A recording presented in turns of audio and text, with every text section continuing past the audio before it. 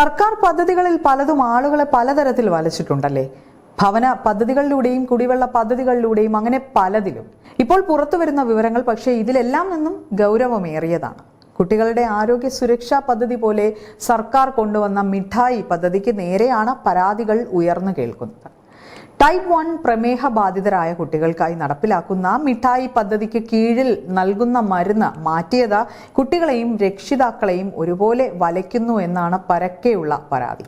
പുതിയ മരുന്ന് ഉപയോഗിച്ച് തുടങ്ങിയത് മുതൽ ശരീരത്തിലെ ഷുഗറിന്റെ അളവ് ക്രമാതീതമായി കൂടുകയും കുറയുകയും ചെയ്യുന്നു എന്നാണ് പരാതിയിൽ പലതും പറയുന്നത്. കുട്ടികളുടെ ശരീരം മെലിയുന്നതായും പറയുന്നുണ്ട്.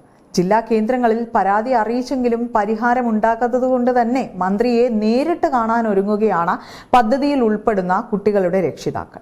ടൈപ്പ് 1 പ്രമേഹ ബാധിതരായ 18 വയസ്സിന് താഴെയുള്ള കുട്ടികൾക്ക് മരുന്നും പിന്തുണയും നൽകുന്ന മിഠായി പദ്ധതി 2018 ആരംഭിച്ചത്.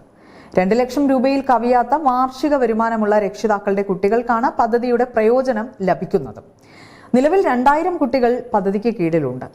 ശരീരത്തിലെ ഷുഗർ നിശ്ചയ അളവിൽ നിലനിർത്താൻ നൽകുന്ന ബേസലോഗ്, ഭക്ഷണത്തിന് മുൻപ് നൽകുന്ന ഫിയാസ്പ് എന്നീ ഇൻസുലിനുകളാണ് നേരത്തെ നൽകിയിരുന്നത്.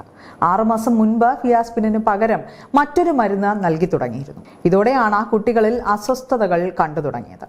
സാമ്പത്തിക പ്രതിസന്ധിയാണ് മരുന്ന് മാറ്റാൻ കാരണമെന്നാണ് അനൌദ്യോഗികമായ വിശദീകരണം ലഭിച്ചിരിക്കുന്നത്. 3.8 കോടി രൂപയാണ് മിഠായി പദ്ധതിക്കായി മാറ്റിവെക്കുന്നത്. ഫിയാസ്പിനേക്കാൾ വില കുറഞ്ഞ മരുന്നാണ് ഇപ്പോൾ നൽകി വരുന്നത്.